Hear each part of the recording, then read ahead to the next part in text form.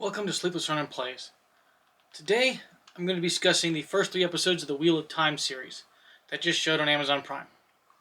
I was going to do a reaction video, but after recording it and watching it, I realized no one really wants to watch me stare stoically at a screen for an hour at once, so I don't do reaction videos apparently. I'm too intent in focusing on the screen.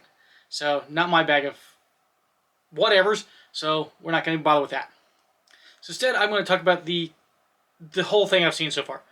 I'm going to try to do it as a negative, a positive, or a positive and negative. I'm going to try to pair them up to make sure I'm not being unbalanced. I'm trying to, just talk about the show without, just fully critiquing it or fully gushing about it, because I liked it, but there are issues. So, that's the way this is going to be. We have to find the middle ground on this, I think, to really appreciate what the show is.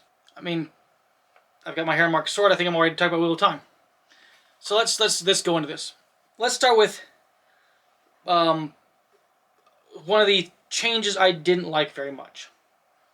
Let's start with a relatively simple one. They changed what the wisdom is in this. Instead of just being like a town wise woman healer, they've made it more definitely tied into the one power. In the books, not all wisdoms could hear the wind or listen to the wind.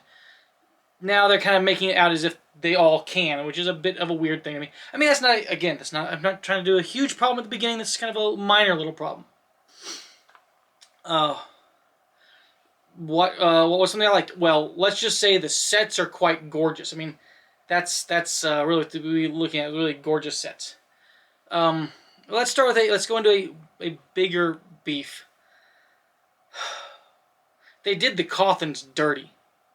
I mean, really dirty. I mean, they made Abel Cawthon a drunkard and a womanizer and unfaithful, and they made Matt's mom into an alcoholic whiner.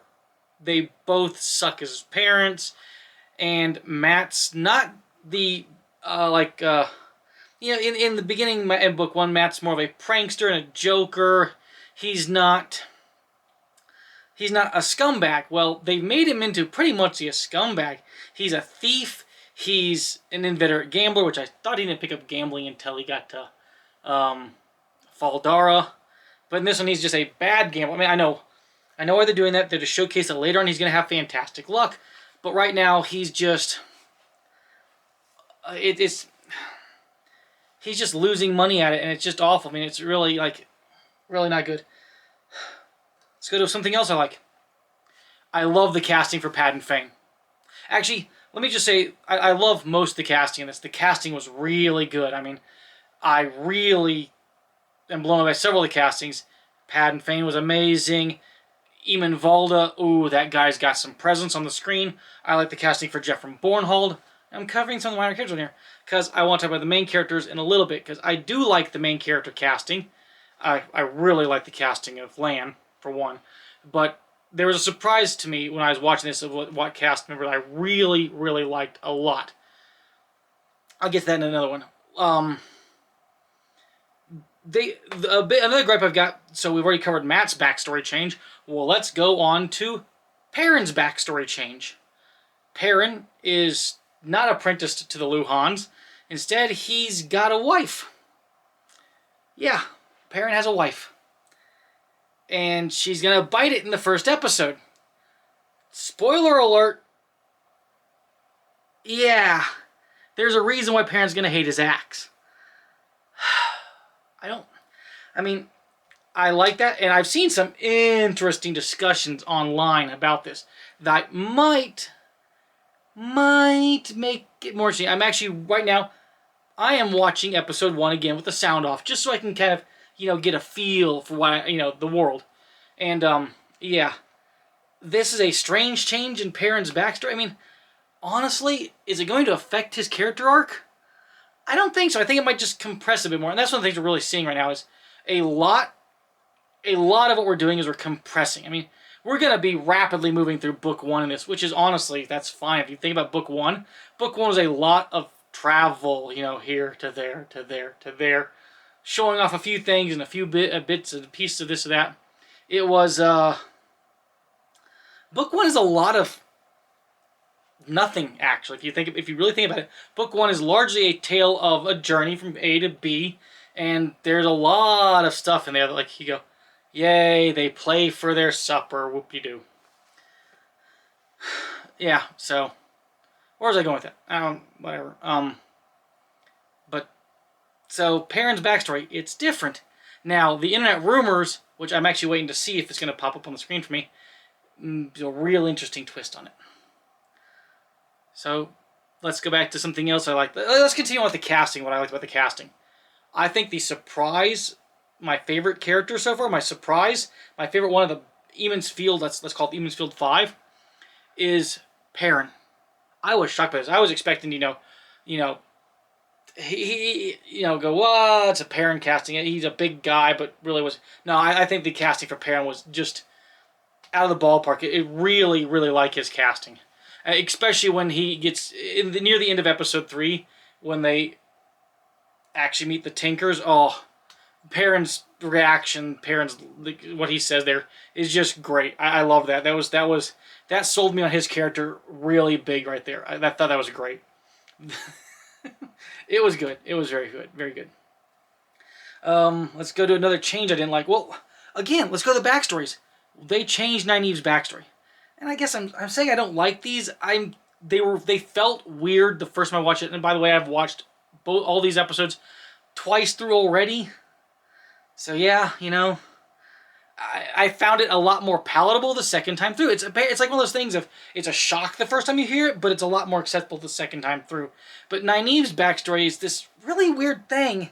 It's like, and I'm not sure why they needed to do it, other than, again, it's supposed to highlight the fact that all these wisdoms can apparently now hear the wind, which is not something that was required of a wisdom. So it was a bit strange.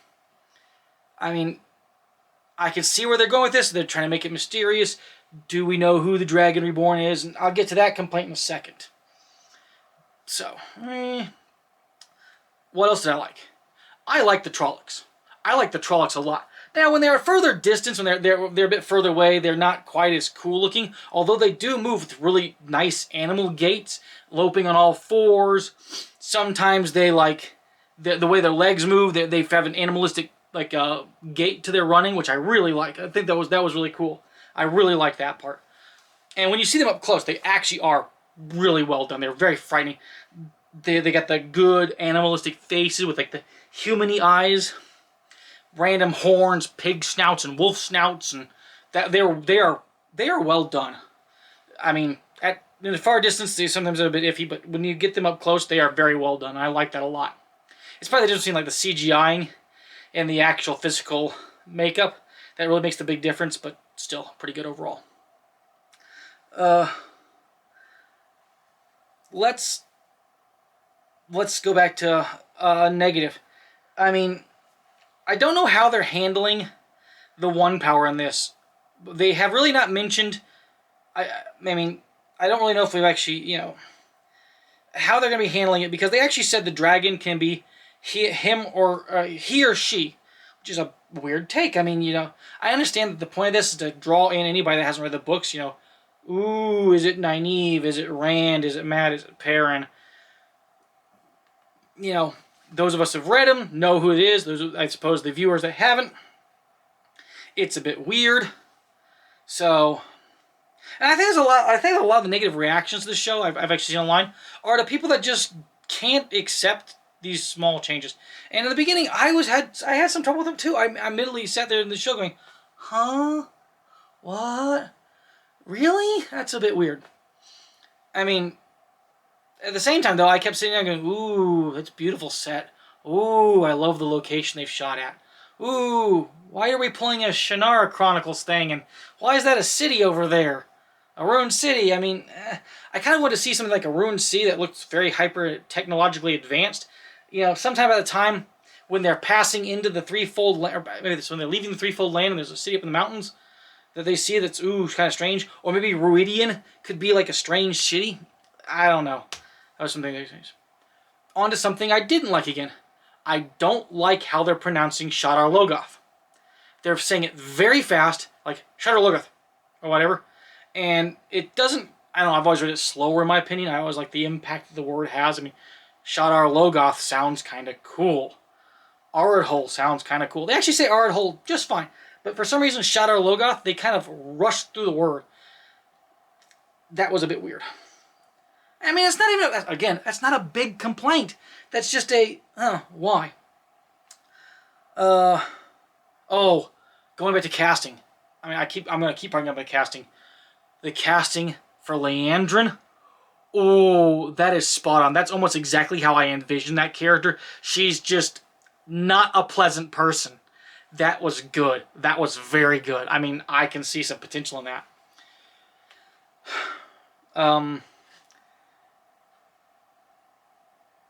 There's, I don't know. There are small little issues I have with the show, but in general, the more I'm talking it up right now, the more I actually tend to like it. Do I like? I mean, okay, it's moving at a very fast pace. Let's just say that much also.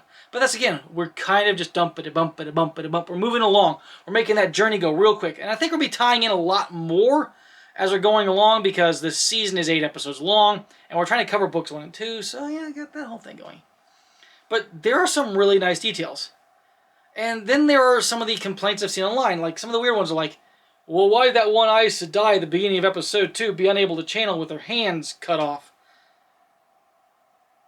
Some Aes Sedai literally are said in the books that they learn to channel with, like, motions and hand waving and other stuff like that. So, if you cut off their hands, it's kind of like losing a focus, and it's hard to do that. I mean, it's like, think of it as like muscle memory. Like, as they're learning the way to cast the weaves, it's a kind of built-in muscle memory that helps them channel the one power. And it makes sense to me that an Aes Sedai could be bound and lost. And the opposite of that, why I actually like, is they actually make the White Cloaks seem like an actual threat. And I've got to say that in the books, the White Cloaks, while they can be a threat, mainly to, like, average people, they sometimes feel like a bit of a comedy threat because, like, you don't really ever feel like you should be taking them seriously because what are they going to do? I mean, like, to a sister with the one power. Oh, look, it's a very powerful sister with the one power. Like, spoiler alert, Egwene. I mean, ooh. You don't really go, you like, whoop-de-doo. In this, they actually seem like a threat. But then again, Jeffrey Bornhold, good casting, was a bit of a weird White Cloak. I mean, he was very, very kind, nice, and he even, the one thing that I think may truly have been a OOC for him was actually saying, go find an Aes Sedai in Whitebridge, they can heal you. Fairly certain that even a nice White Cloak like Jeffrey Bornhold is not going to advise anyone go see an Aes Sedai for healing. See, that's a little niggly point that I don't think a lot of people brought up because that one is a, to me, that's like a, ooh, that's a weird point. Still, they cut out some other things I really would like to have seen. But again, I know we're cutting things up for expediency. But where the heck was Mordeth?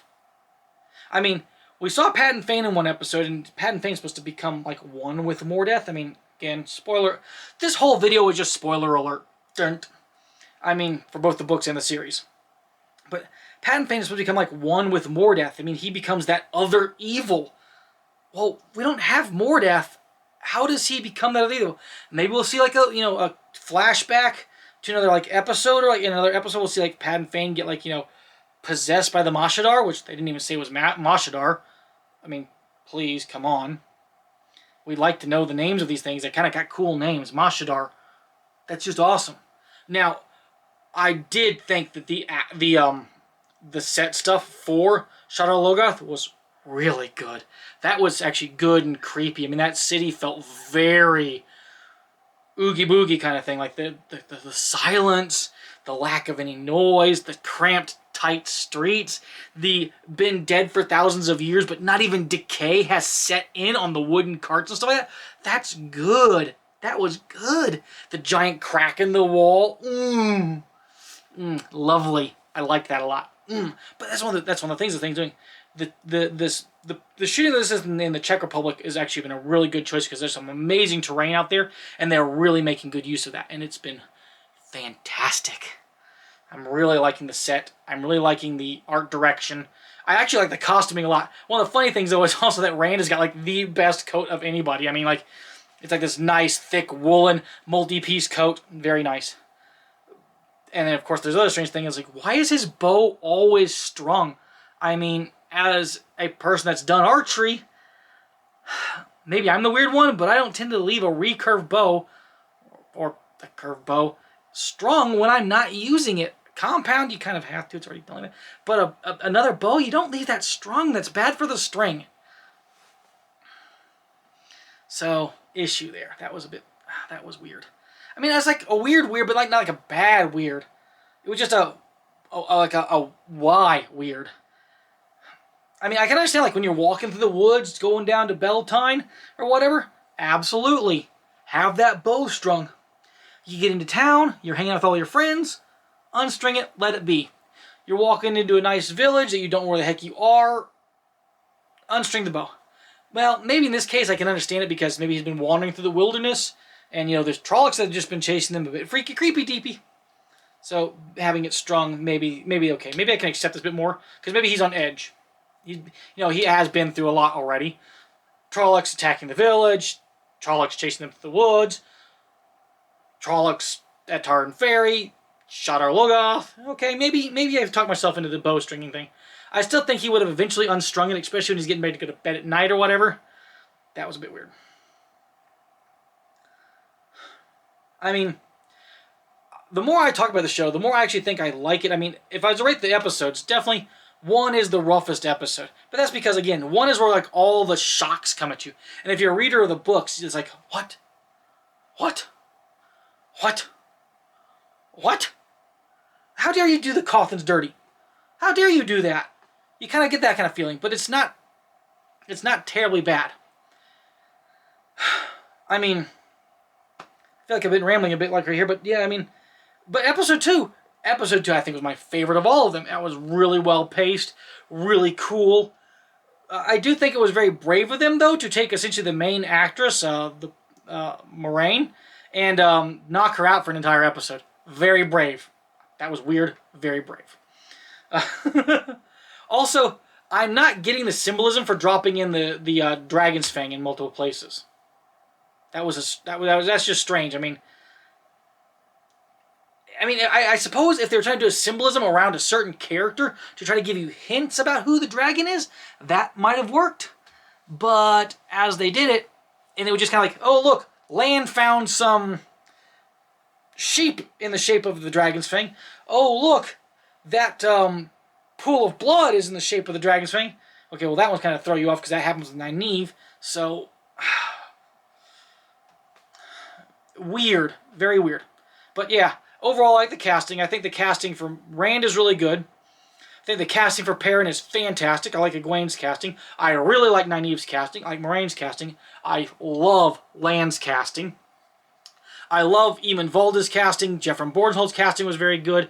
Liandrin Sedai, fantastic casting. Egwene's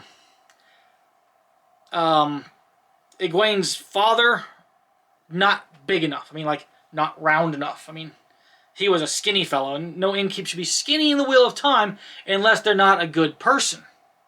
Hint, hint. Remember, that's actually something that they come up. Matt doesn't trust a skinny innkeep. I agree. A proper innkeep should be a bit rotund, having enjoyed their own libations. So, yeah, I would have kept that if I was doing it. I would have made sure that whoever I cast as oh, come on. Why is the name blanking on me? Master Alvear. Oh, come on. I blanked on the name. Sorry, my bad. But he really should have been a more rotund fellow. I thought it was a bit weird to see all the people of Evansfield drinking, but why not? It's a celebration. They should be drinking. But I'm also kind of sad that they didn't use this style of sword, because we already had a Heronmark blade design ready to go. I mean, they'd already made this. So, yeah, we could have used this. It's still like a katana style. It's just, you know, a little bit westerny also at the same time. I mean, essentially, it's just the guard right here. It's been added in. And that's the only real change they had to do. And the butt of the sword also has changed. But that would have been just fine as a nice hair mark blade to keep it, you know, not just being a flat katana. That's, I mean, I like katana, but that was just a bit weird of a choice also.